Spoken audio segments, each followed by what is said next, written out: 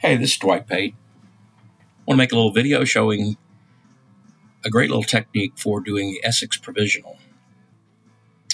We're going to start with a model of the patient's dentition, and we're going to take it into XCAD and do a little wax up of the ponic tooth that we want to put in. We're actually going to put two ponic teeth in here.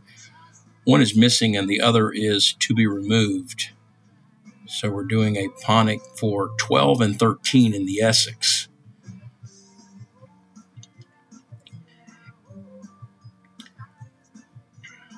For XCAD, we only have to wax up number 12 since 13 is still present in the patient's mouth, as you'll see here in a minute.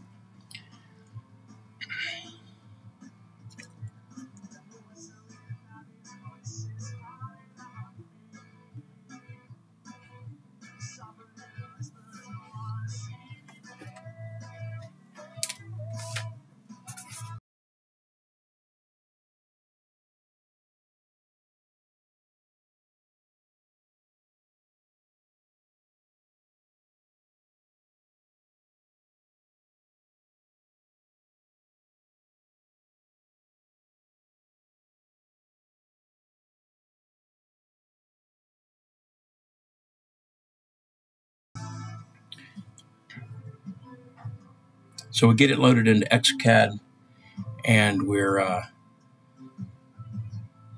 to start doing the wax up. I've time-lapsed this video a little bit just for time's sake, but this actual process only took about 30 minutes to make the entire thing from the wax up through to the Essix.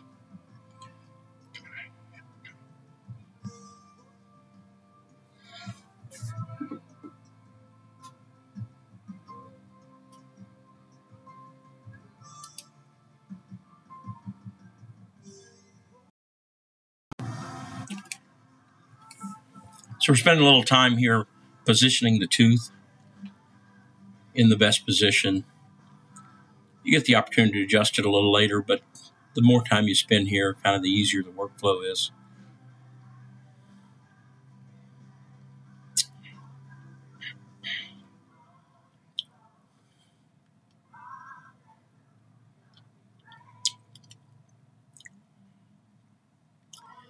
It's the beauty of XCAD. You can do your little simple wax ups like this, even complex ones, but in a very short amount of time.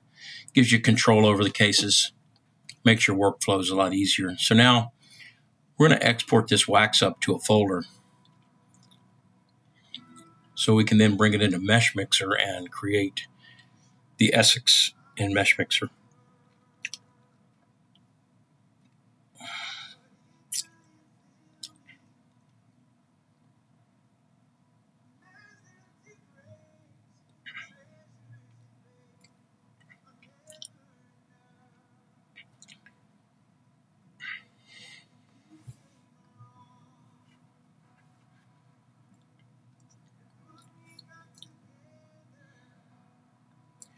So we bring it into Mesh Mixer, and of course the object is to create an Essix to replace teeth numbers 12 and 13.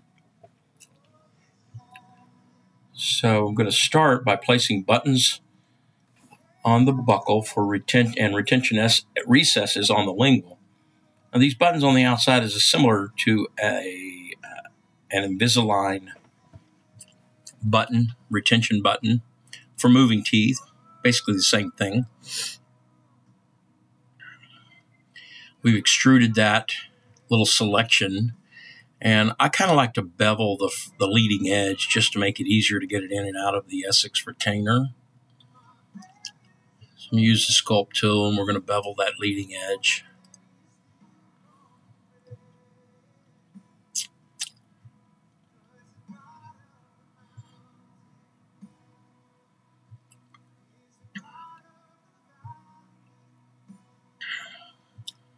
Beveling it on both of those little buttons.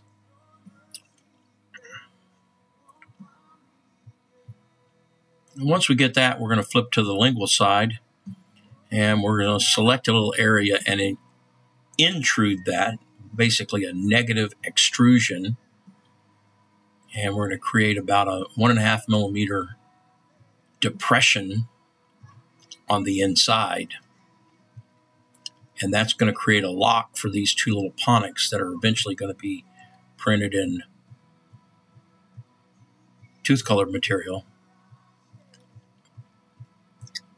And the base model printed in draft resin just to give us a model to make the plastic on. So I'm going to duplicate this model, and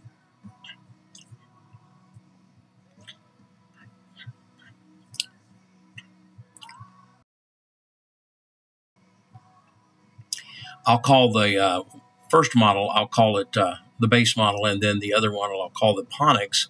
And so what I'm doing now is I'm just deleting everything except the two ponics from the ponic model.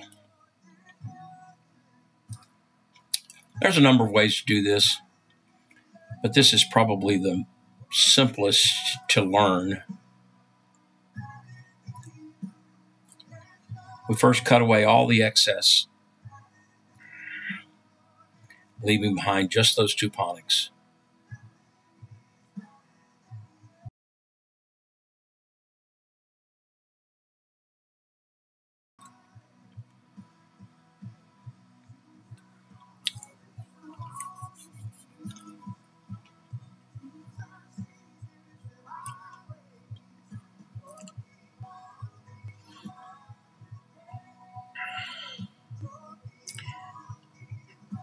Now we're going to start bridging the pieces together to close the bottom and sides of the ponic.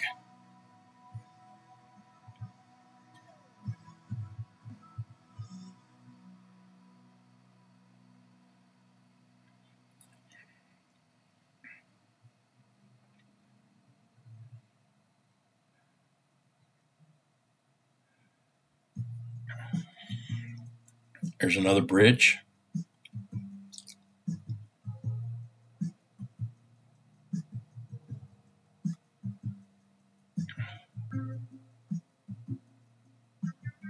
Just cleaning up the edges a little bit to give it a smoother transition.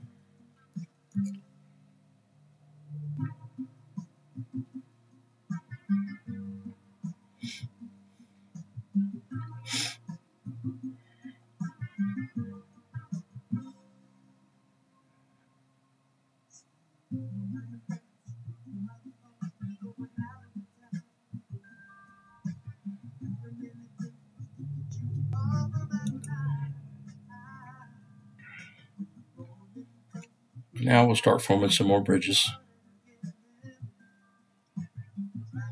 Every now and then, it doesn't like the selection you made, and so the bridge will fail. You just come back and redo it a little differently. You got to make sure you're selecting right out on the edge for this to work good.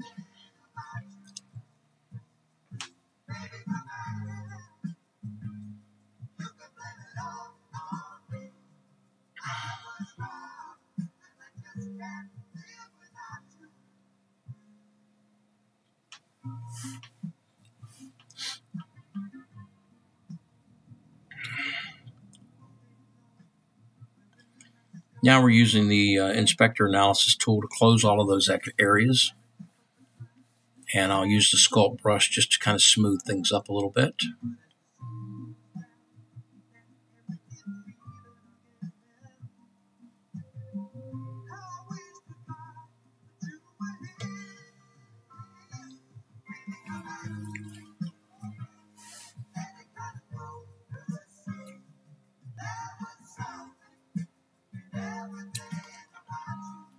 Just getting rid of that little area. Erase and fill, cause it a flat fill.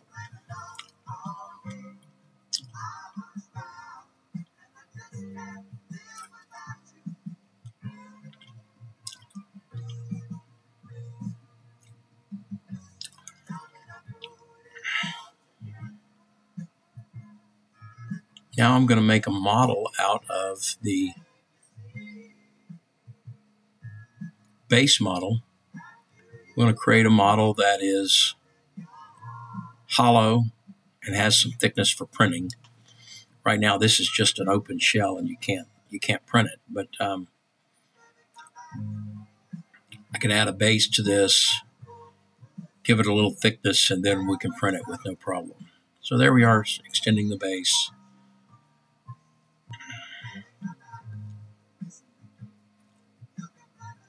Now we can cut this, and it creates sort of a solid closed mesh. That this could actually be printed, but I'd rather print it as hollow, so I make it hollow. And now cut it again, and now you can see we have a shell that has thickness that will print just fine. The Ponix and the base model are exported separately, and you can see that we have Ponix that are identical to the teeth that are in the base model.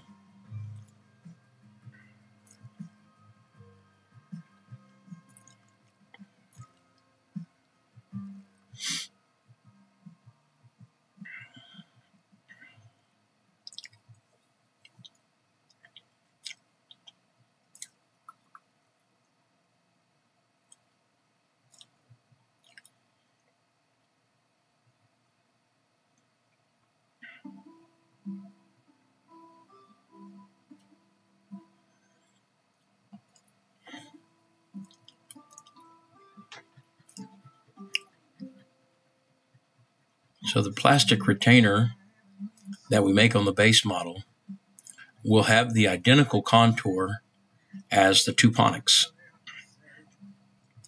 So when we print these two Ponix, they'll perfectly fit into the plastic retainer.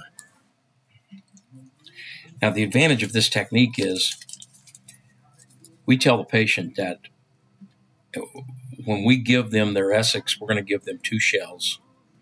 As soon as they begin to break through one shell, which happens all the time with Essix, they'll chew through them and they'll wear out the shell. As soon as they wear out the first shell, and we teach them how to pop the teeth out and put them into the second shell. And when they put in the second shell, then they call the office and we'll make them two additional shells. And then at their convenience, they can stop by and pick up the additional two shells. And so it's very convenient. The staff can run this program. We can keep a patient in an Essix very comfortable for a very long time.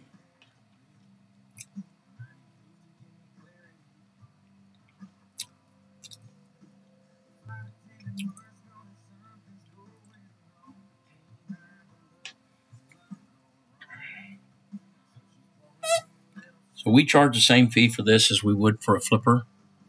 And it's very convenient for us to keep a patient in an Essix. And the beauty of an Essix is it doesn't put pressure on your implant sites, your graft sites, things of that sort. So patients can wear these for a very long time. Well, I hope this helps. Enjoyed bringing it to you. I hope you enjoy using it. Thank you.